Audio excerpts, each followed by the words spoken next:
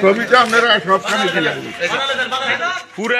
পুরা গ্রামের মানুষের কাছে মাপ চাইতে নেবেন নি আপনি একজন। পুরনো ক্ষোভের জের ধরে কুমিল্লার 14 গ্রামে আব্দুল হাই কানু নামে এক বীর মুক্তিযোদ্ধাকে গলায় জুতার মালা পরিয়ে অপমান করার অভিযোগ পাওয়া গেছে। 22 ডিসেম্বর দুপুরে এই ঘটনা ঘটে। এরপর তাকে এলাকা ছেড়ে যাওয়ার হুমকি দেওয়া হয়। পুরো কুমিল্লার বাইরে এলাকা না, কুমিল্লার বাইরে, পুরো কুমিল্লার বাইরে।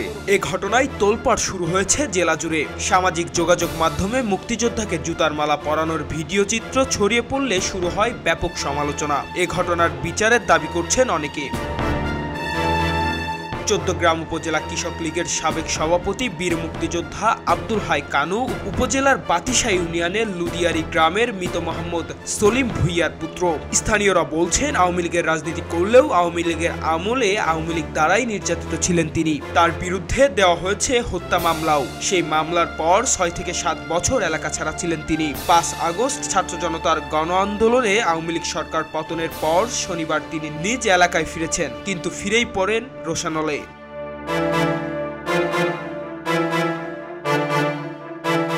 স্থানীয় লোকজন তাকে জুতার মালা পরিয়ে অপমান করেন, সেই সাথে এলাকা ছেড়ে যাওয়ার হুমকিও দেন।